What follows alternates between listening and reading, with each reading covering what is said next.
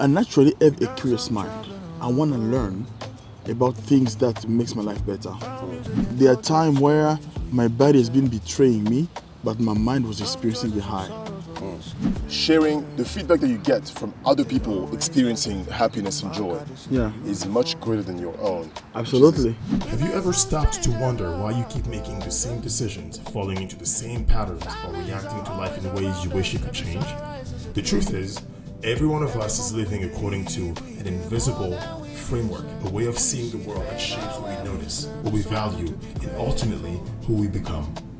In this conversation, we explore how your focus, your habits, and even the questions you ask yourself every day are quietly directing your life.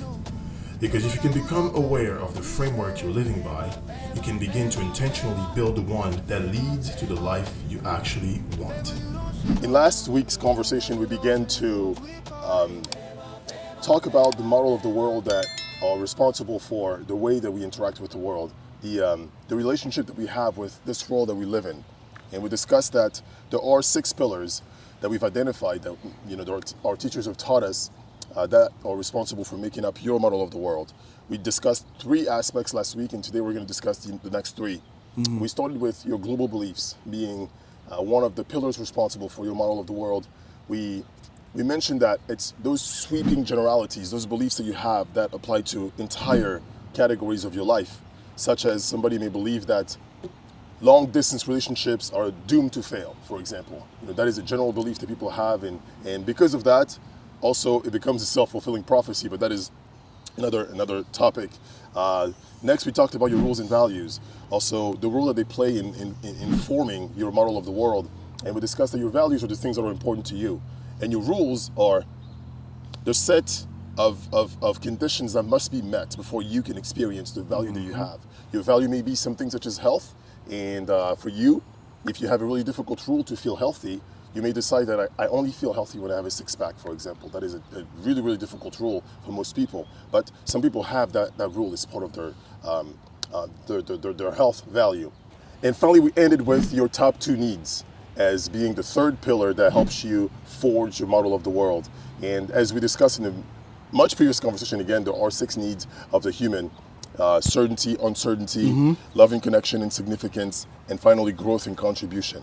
So depending on which 2 are your top need, you tend to do things that will seek to fulfill those top 2 needs that you have.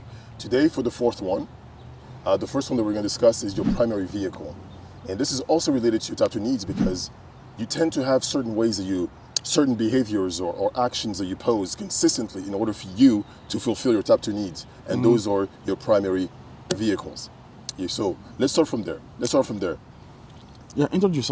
Yes. So your primary vehicles, as I said, it's a lot easier to understand in examples, via examples.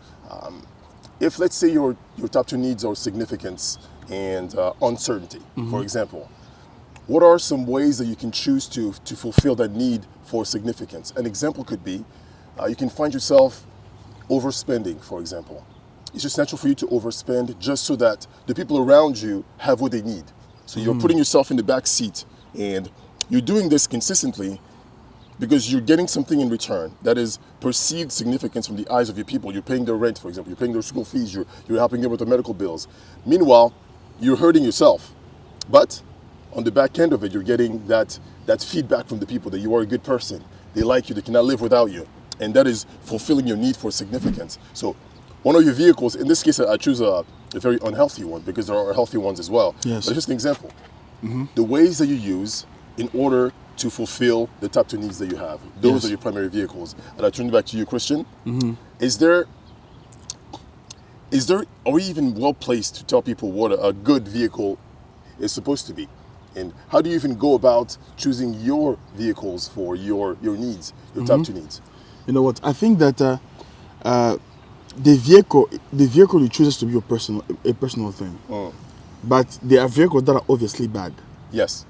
So I cannot tell you which vehicles are good for you, which vehicle you should invest in, but there are vehicles that is obviously a bad vehicle. So maybe the only reason you're using it as a vehicle is because you are not yet aware of this principle. But the things that the example you gave, it might seem like, or for example, there are people that one of their needs is they want to feel useful. They want to feel like they help. So they help themselves to the ground. You know, help here, help here. Every time there is a person, a need to volunteer, they volunteer. Yes. And then they don't take care of themselves at all. And also at the end of the day, they feel never appreciated enough for what they do. You know, so their vehicle to get their need for significance or whatever it is actually hurting them. Yes. So no, there are obvious vehicles that are harmful, but when it comes to positive vehicles or vehicles that work for you, that is actually a personal decision to make. I see that.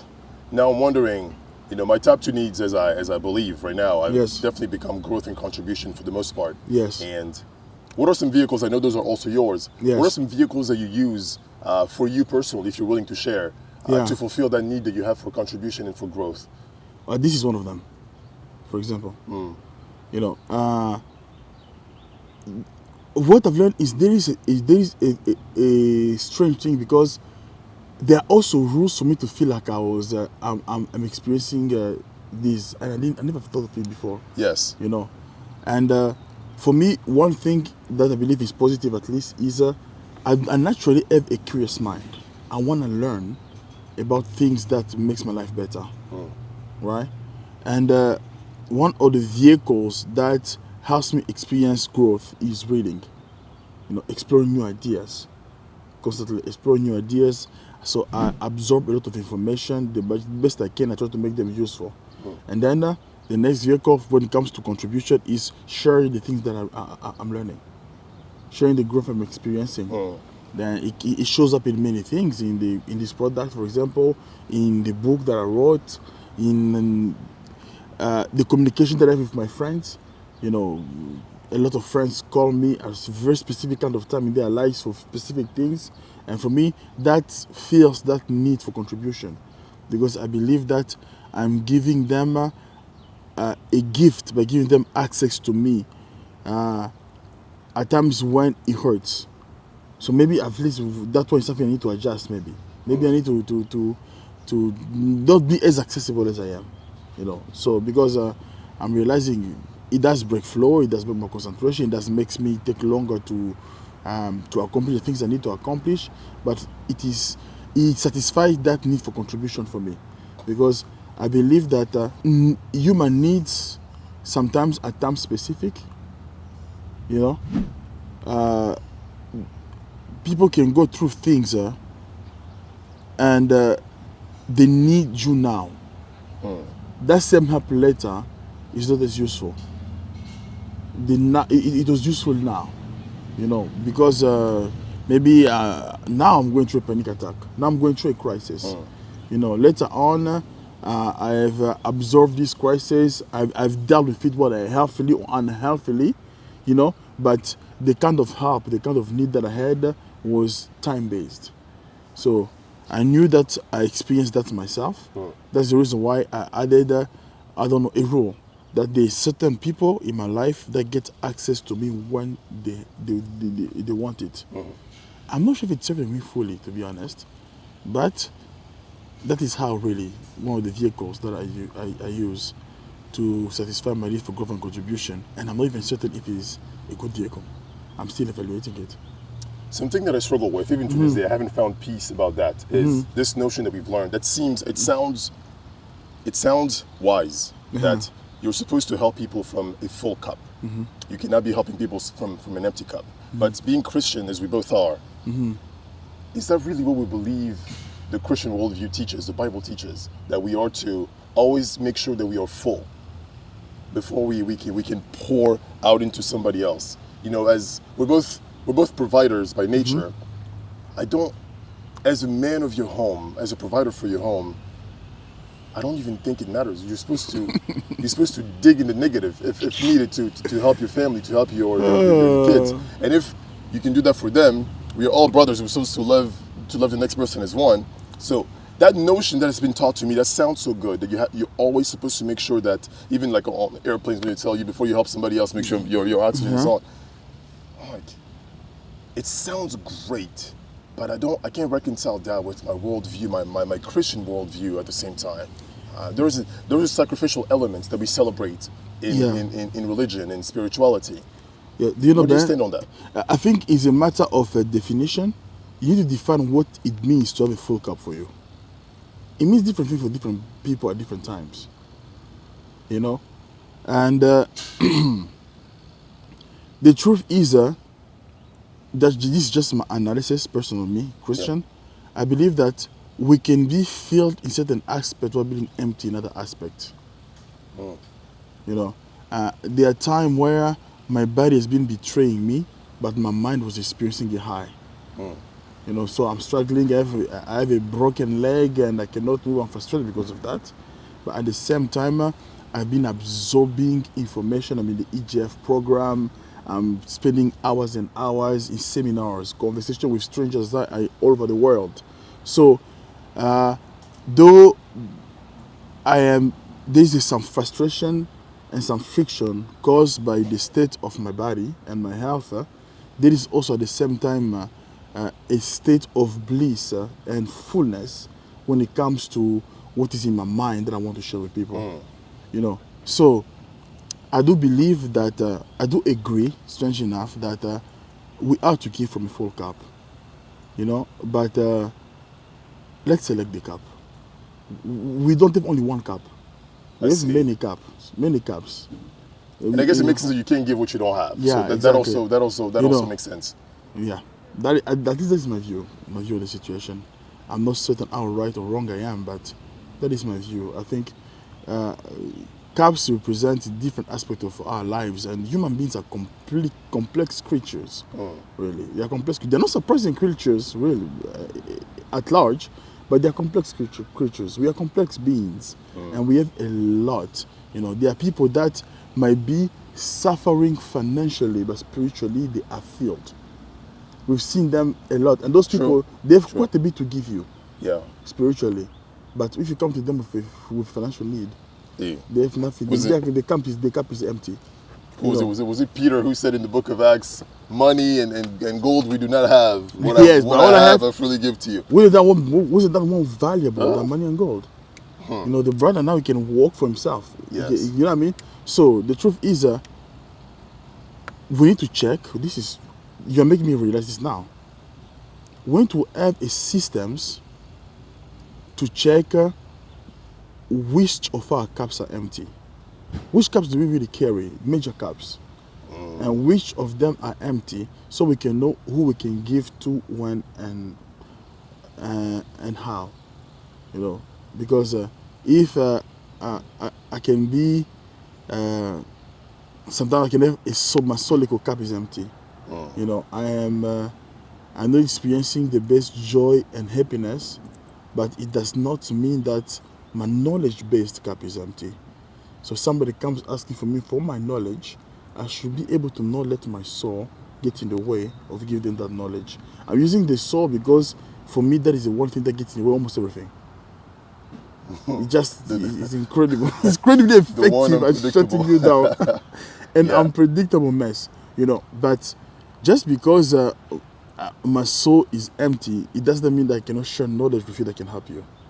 Because I have it, I'm just not in that excited, positive, joyful, you know, all the giddy feelings that we have when the soul is satisfied. But it doesn't mean I'm empty completely. No, I have something.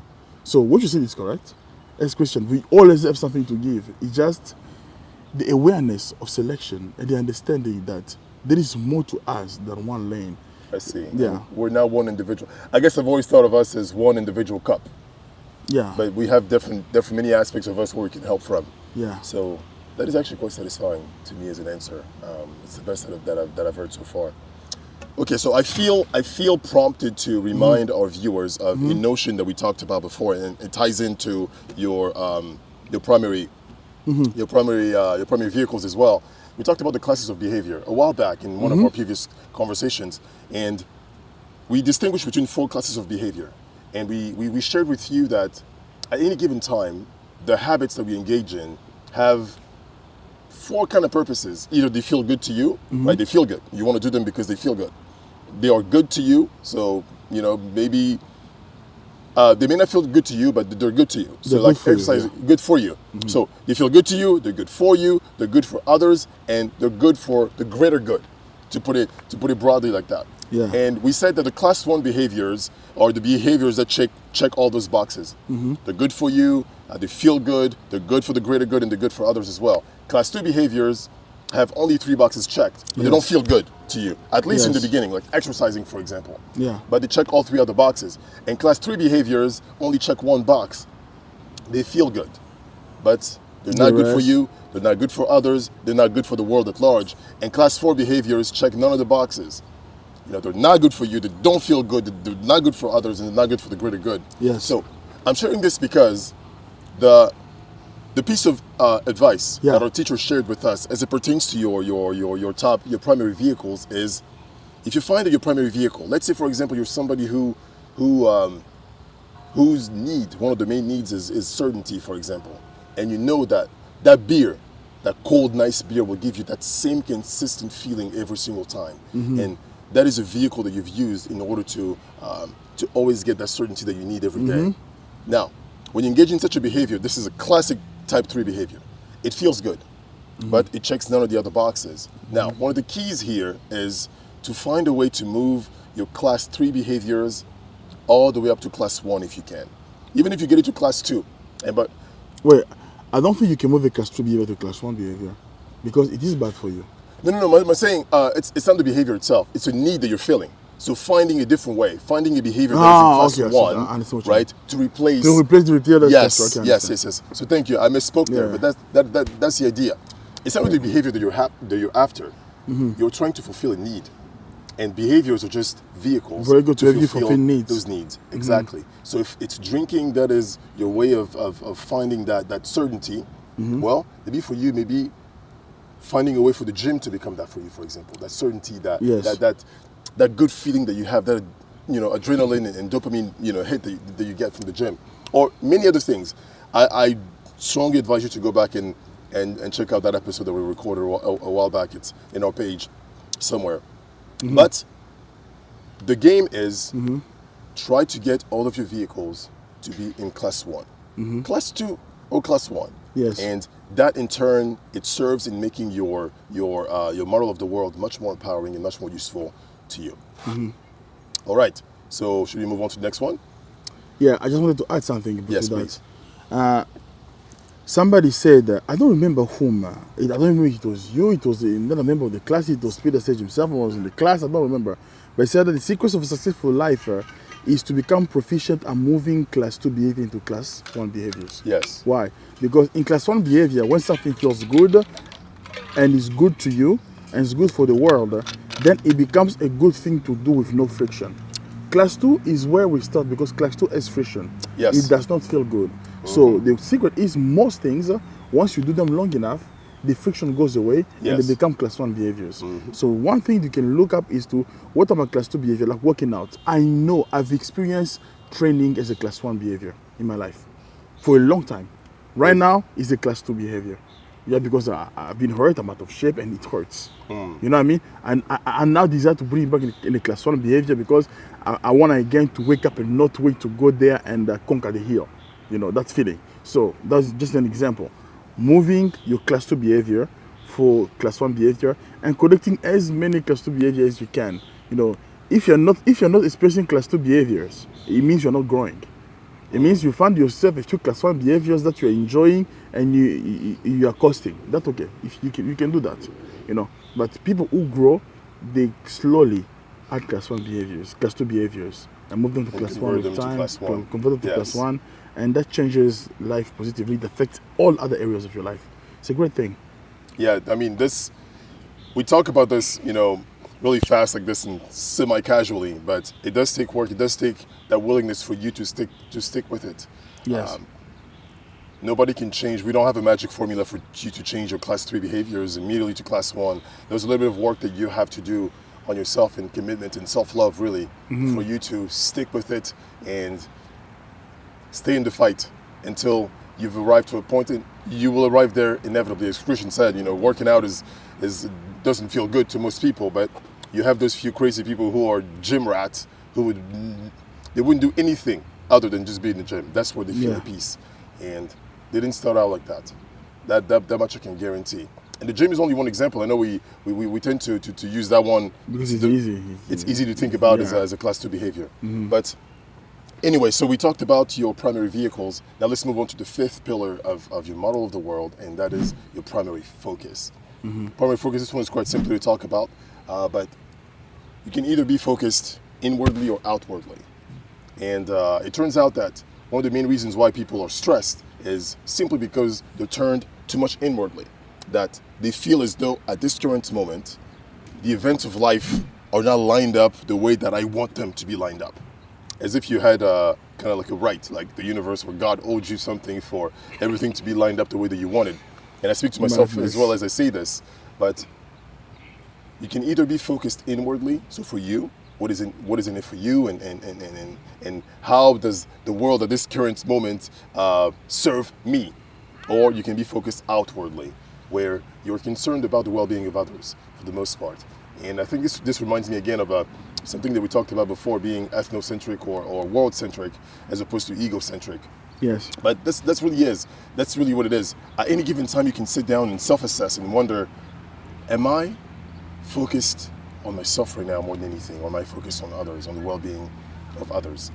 So is there anything that you want to add to that? Any particular useful information that you think could help somebody watching this? And even how do you even find out if you are inwardly focused or outwardly focused? All right.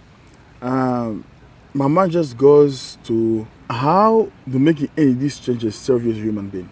Because what we are creating here, we are trying to define, we are exposing you to the possibility of choosing your own worldview. Your model of the world, that would be serving you positively. Yes. And there's some observation in this that maybe leads towards something more likable than the others. And it's for you to make the decision. Now, being focused inwardly is very limited because we are closed off as human beings. It is very limited way to view the world. So one of the major things that happen when you're focused inwardly, we don't see the purpose for pain and struggle often. Pain and struggle seems purposeless. It seems pointless. And life, as we talked about earlier, requires some struggle, some friction for growth. Yeah. Right. And if you're a kind of person who always look inwardly, every time you experience some friction or growth, the friction that is there to create growth for you is going to be hard to bear. But when you start to learn to look at the world outwardly, look at the world outside of yourself, you realize how useful is the friction to bear to the world that you're experiencing, and that can absolutely make it much easier to experiencing friction that is required for you to grow. I'm going to give an example of, for example, a soldier. To become battle ready, you have to go through some crazy things. As a soldier, you have to go through some crazy things. It is very difficult, strangely enough, to go through some difficult things for ourselves. Even changing certain behaviors. If, for example, you're one of those people who smoke, and smoking is bad. A lot of people will smoke their entire life, or drink their entire life, until they have a child. Because that shifts their perspective, that they're looking at their life not for them. I live a good life, I die, so what? But if I live a good life and then die early, and this little human depending on me, what is that about? Now you have the strength to go through the friction of fighting your addiction for somebody else. I know this person because I was talking to my dad. My dad, growing up, he didn't drink. And I had a conversation with him, and he expressed to me that he used to drink a lot when he was a young man. And the last day he drank really for many years was the day I was born. And I was like, I mean, obviously I grew up with him not drinking, and he was explaining to that shit is something. I need to be serious. I need to take care of myself. I need to make sure that most of my time I'm being useful, so that this little guy, has a future he deserves. So turning your view outward actually helps you take leaps in growth and overcome friction with less resistance. And it's a useful way to look at the world for you, for your own growth. This one is interesting because for most of the needs and the pillars that we've talked about, Yeah. there seems to be not an easy, but there seems to be a clear path to somebody can give you pointed advice, for example, to change a class 3 behavior to a class 1 behavior. Yeah. There's work involved. It's not easy, but there is kind of like a framework. But I don't know if we can help somebody. How do you help somebody go from an inward focus to an outward focus? Is that something that is supposed to happen? Is just a part of maturity, that you let go of a lot of the selfishness, the egotistical behavior? What are those key factors that play into somebody all of a sudden viewing others as worthwhile serving instead of just oneself? I think egotistical behavior is punished. It creates pain. And when you experience this pain long enough, you start looking for other ways anyway. A lot of people do not know that being looking outside of themselves is the way. But there is some pain with being selfish. When you're selfish in our social construct, we reject you. If you're a selfish friend, you're not generous at all, and you're selfish with your time, with your everything, soon enough you find yourself without friends. So there is being self-centered as a human being is literally something that has to be how can I say, educated out of young children early, so they can learn to collaborate and actually have a normal social cohesion. Just at the basis of it is something that we learn to see its usefulness, and then a lot of time we do it on the surface to get these benefits. You smile at me, I smile back at you, and I move on. Yes. You give me, I give back to you, but it tends to go deeper and deeper and deeper as you mature. So if you are a person who is not pursuing growth and change, you're unlikely to experience this. So this is for the people already that are looking at themselves and asking, okay, how do I improve? How do I make a change? What am I missing? And this might be something, a piece of information that they receive, because that's all we can do. We are sharing some information to normal people that are looking to grow and change.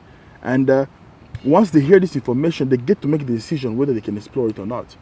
So I don't think it's incumbent to us or anyone to give you directions or clues. There are things that you can only know by walking the path.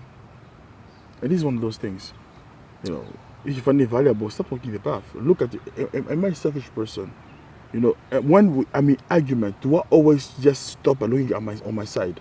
For example, I needed to learn how to properly have argument and disagreement with people. And the number one most helpful thing in argument and disagreement, that is the most productive in resolving them, is the ability to look at the situation from the other person's perspective. So if you had enough argument, enough broken relationships, enough broken friendships, and you don't want to break friendships and relationships anymore, now you learn how to argue properly. And now you realize, okay, I need to stop looking at this from inward, from a position. Because from a position, I am right, I am validated, I'm the king of the hill, and they're evil, dark horses that deserve to be burnt in hell. So, no. I'm not going to give them any time they are wrong, they should apologize. But once you start opening up now, it's like, you know what? This could have been exploited like this by them. This could have been interpreted by this by them. It creates changes in you, and now you start benefiting from it. Because you include other people's point of view, you start looking outside of yourself. So it heals even the way you argue. And this skill of looking outside of yourself is useful in many different areas of your life, from business to personal life to even insight when you're studying things. I remember reading the Bible. Not me, but having a conversation with somebody who was reading the Bible, and said the first time they read the Bible, they thought that God was an evil tyrant who was unreasonably demanding of worship and was absolutely cruel in elimination of the Old Testament enemy. God. The That's how visceral they God. call him, yeah.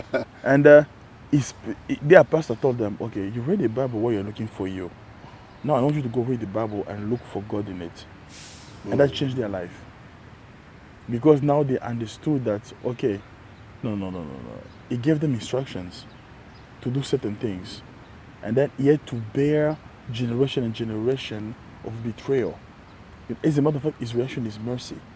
As you go, and then you're like, okay, after all these betrayals, now he sent his own son to die. What is this? When you start reading this same passage, just looking at outside of you, at the Creator, it makes the entire message different. So as we consume information, we tend to do it looking at ourselves. Basic information, basic things. Even when we watch movies or read stories, we look. That was a very thing to me to discover. As I was doing this exercise of creating stories, Yes. I realized that most people, when they read a story, any other story, any random story at all, they look for themselves. That's what they do. Naturally, that's what we do. So if you want to create a captivating story, create a story where it is easy for the reader to find themselves, whomever they are. And those Relates, become yeah. captivating stories. But guess what? If you want to experience the depth of the story, you start looking outside of yourself or outside of the character to which you relate. And the deeper lesson and the deeper things of the story start being revealed to you. So this concept just transcends disciplines. But I don't think there's a way to guide you through it. It's one of those things that you have to discover alone. You definitely have to discover it. And I want to, before we move on from the primary focus, I want to have the viewer really just think about something simple. I want to go back to very surface level understanding. If you look at your friends that you have, the relationships that you have around you, if somebody's consistently kind to you, consistently adding value to your life, chances are you want to keep them around. You want to keep them because that person's doing something for you outside of them, and you realize their value because they're doing something for you. So that already goes to show that, man, when somebody is furthering the benefits of others outside of them, they tend to be valuable and worth keeping around. Yes. So that one is a clear telltale sign, and also the inverse is true as well. My case, let's say my case, silly example, but it wasn't until about 2 years ago that I realized that the allergies that I'd suffered for years, 15 years of my life, could be fixed by something so simple such as raw honey within my local area. Yes. Finding that out was Life-changing. such a life-changing event for me. And randomly just sharing that with somebody else, for them to try, and for them to tell me that, yo, this works as well. And then they start to spread it too. That feeling of satisfaction is undeniably greater when you see more people around you experiencing the benefits that you've experienced. That is undeniable. Yes. Undeniable. Yeah. And that it expands to beyond the small things of life. But it's a reality that is true at any level. Yeah. Any aspect of our lives, that sharing the feedback that you get from other people experiencing happiness and joy Yeah. is much greater than your own. Absolutely. And it just occurs to me that is the basis of economical success. The economic system functions on that basis. That the word we are looking for is value here. So you cannot succeed unless you are offering value to others. Actual. And that's what this is. If you want to succeed even in business, the first question you ask yourself is, how do I serve others? A lot of young entrepreneurs, according to myself, get obsessed about their dream and how beautiful this dream is going to be looking. I'm going to create this place. It's going to look like this. It's going to be pretty. It's going to be like this. It's going to be this. You create an entire machine. You forget to find out, okay, how is this thing going to help the environment which I'm putting it? Do the people that want care about this thing? Yeah. It can be the most beautiful thing in the world, the most elegant thing in the world, but this is the market in which I'm placing it. Care about it. Does it serve? Does it give value to them? Now when you start looking outside first, that's when you start getting success.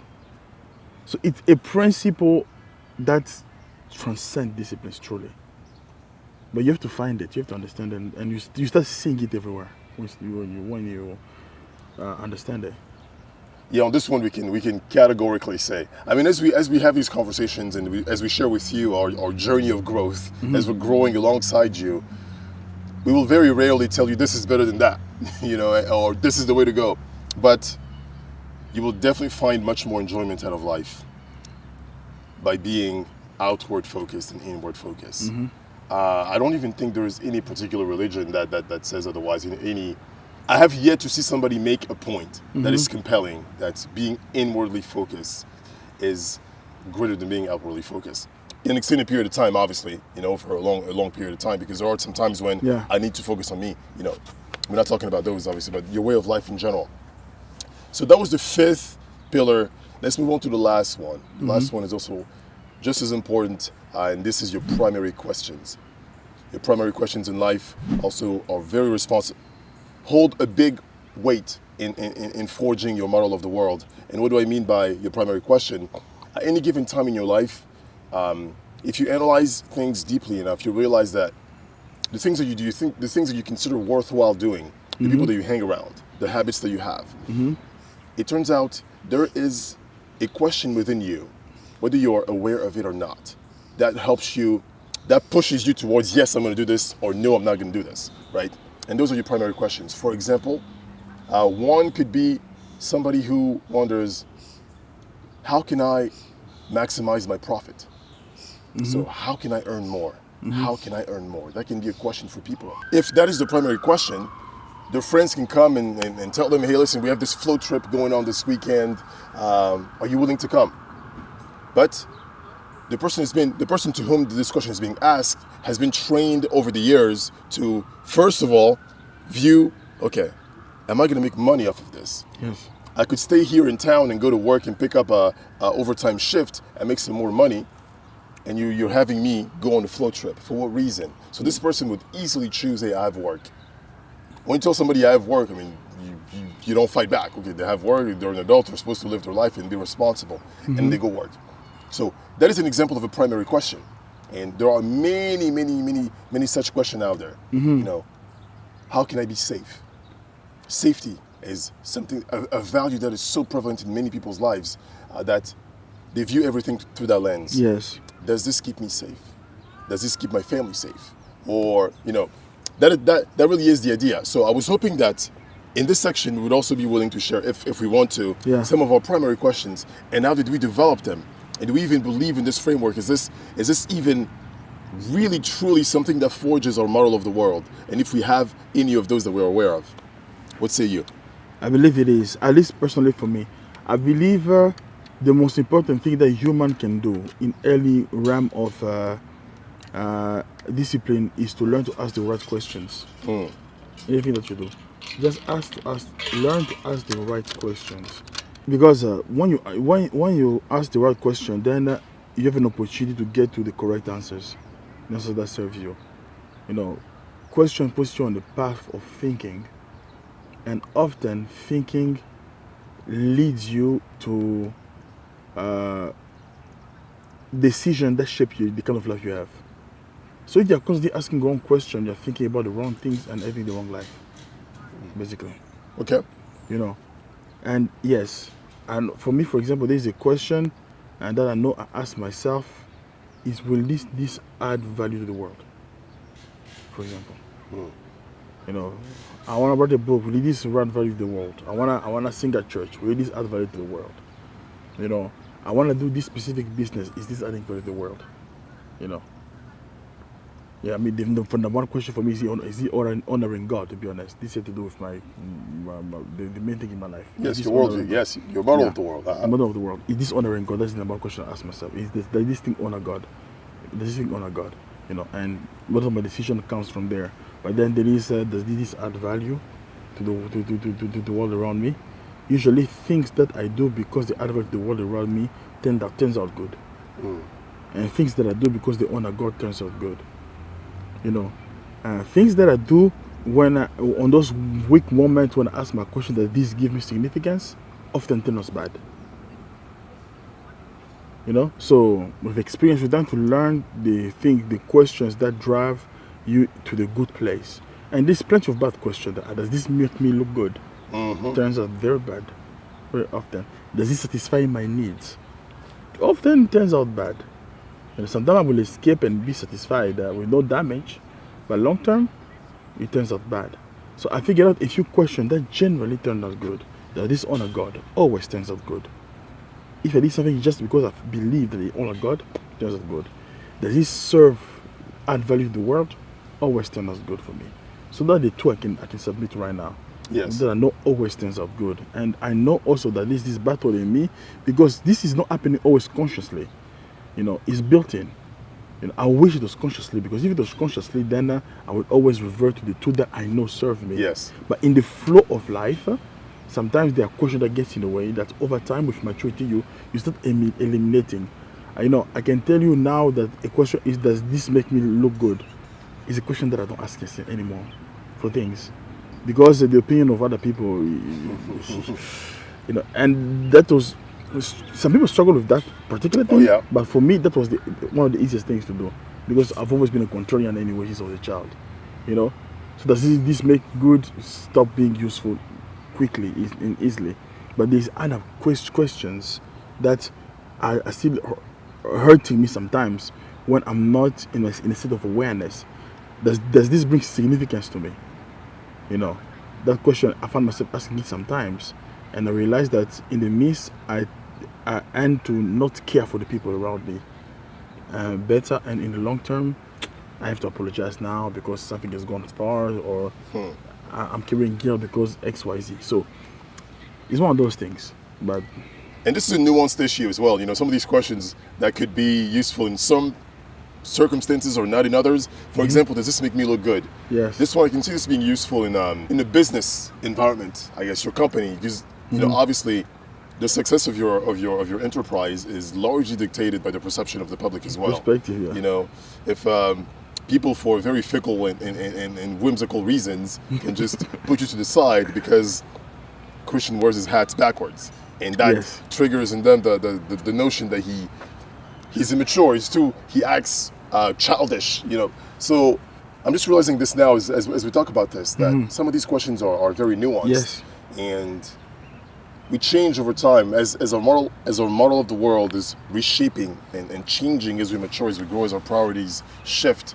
Some questions no longer make sense; they don't serve us anymore. So this is really the how can I put it? The measuring stick, as it were, that is this serving me? And only you know what is serving you. Yes, you can argue there are some things that are common to us all that are for the greater good, so to speak. But a lot of these things will serve you and not me, and not Christian, and not somebody else, because they are for you. You're supposed to be an actor in, or a deciding factor in your model of the world. Nobody else should do it for you. And unfortunately, as we said before, you are living under one. And we're doing this to not force you, but to suggest to you to think a little deeper as to, have I chosen this? Do I live like this because it is serving me right now? So for me, as it pertains to primary questions, there's a question that I've run in my operating system on autopilot for a long time. Yeah. And it's only about this time of my life that I'm starting to wonder, okay, is this really something that is serving me? And that for me is, how can I optimize? How can I optimize? And does everything need to be optimized? If your wife does not need optimizing. If somebody gets to be around me, gets to know me a little bit, you'll realize that I do that with every single thing. It's crazy, actually. It's maddening.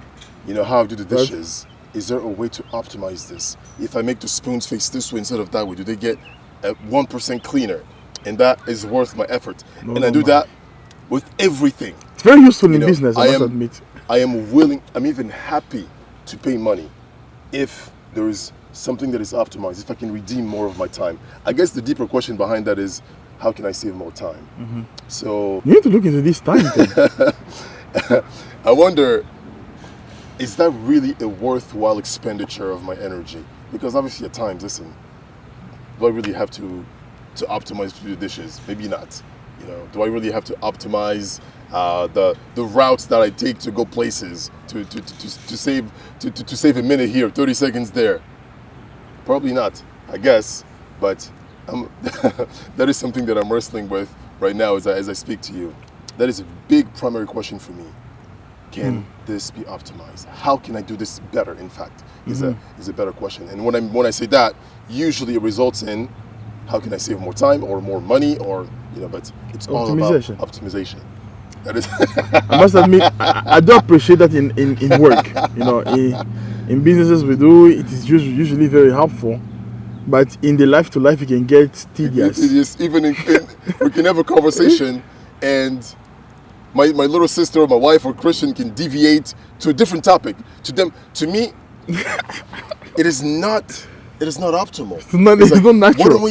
We need to finish this topic first. Oh my! We're having an open conversation. Why don't we squeeze all the juice out of this, and then we elegantly move on to the next? Madness. See, it drives some people crazy.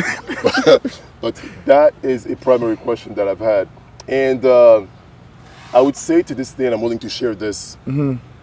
The biggest primary question that I'm now aware of, because I was not aware of this. Nobody's aware of anything until you learn, until somebody shows you. Yeah. You know, you don't know how to see until somebody shows you how to see.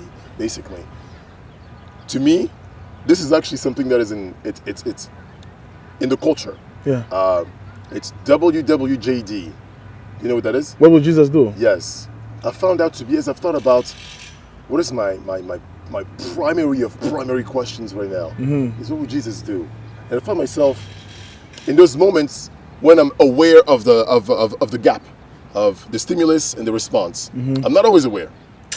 I wish I was. Sometimes I respond too quick, but in those moments when I'm aware of the gap, something happens.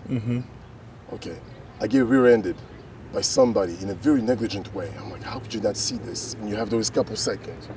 What would Jesus do? What would Jesus do? What would Jesus do? Thank you. It's okay. The car is not that damaged anyway. Just go. Or, no. That right there I found to be the most empowering primary question that I have to this day. It's, in a way, just honor God, you know, for you. It's a version of that.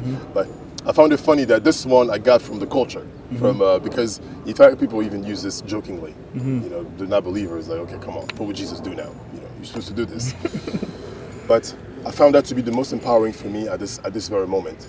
I don't know if I can find another one, because my moral of the world is I aspire to be every single day a little bit more like Christ. Yes. And I've seen tremendous value in it in my life. And I will continue to see value. Obviously, it also costs you. The side of two sides of a coin. Some people who you become too Jesus-like and they don't want you anymore. You don't want to do certain things. They walk away from you. Let it be so. But that is what I found to be the most prevalent, the most useful primary question for me. WWJD. I think there's a movie on that actually. There's a movie on that? Yes, but our Christian movies, and I don't know why they don't get group producers, and that's a side conversation. But yeah, that's it for me. That is my primary question. I've had an idea. Yeah. Because, to be honest, this topic is actually very practical. Right? It's a very practical topic because there are concepts that you have to put together. I'm relating to myself, man.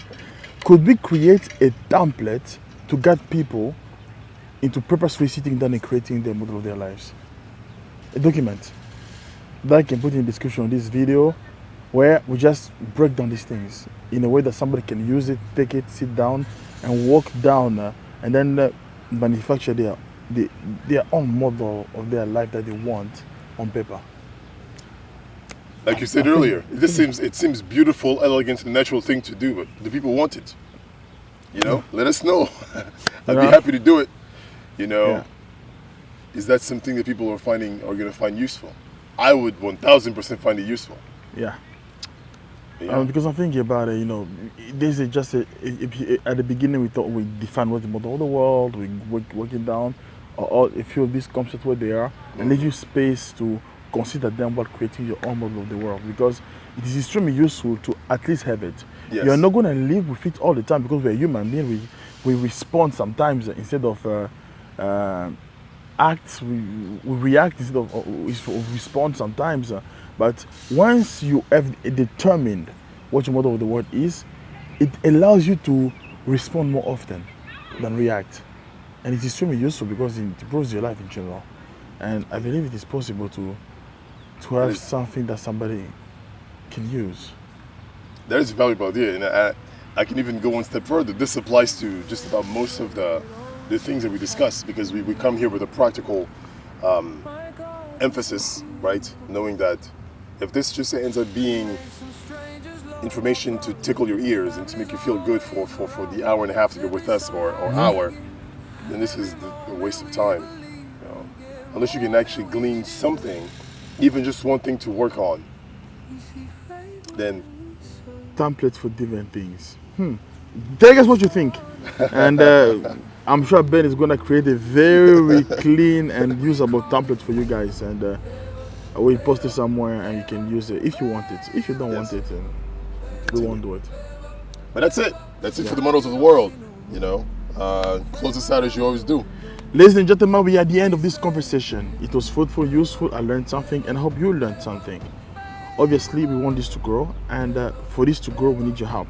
Like, subscribe, do this. If this was good to you, you need it, and without it, we cannot grow. And when we grow, we give you a better product. You know, we're going to better locations, better sound, better light. Everything is going to be better. And if you want things to be better, do this. Like and subscribe. So, this is the end of this episode about the model of the world. This was B.E.E.F, Brothers Enjoying Endless Favor.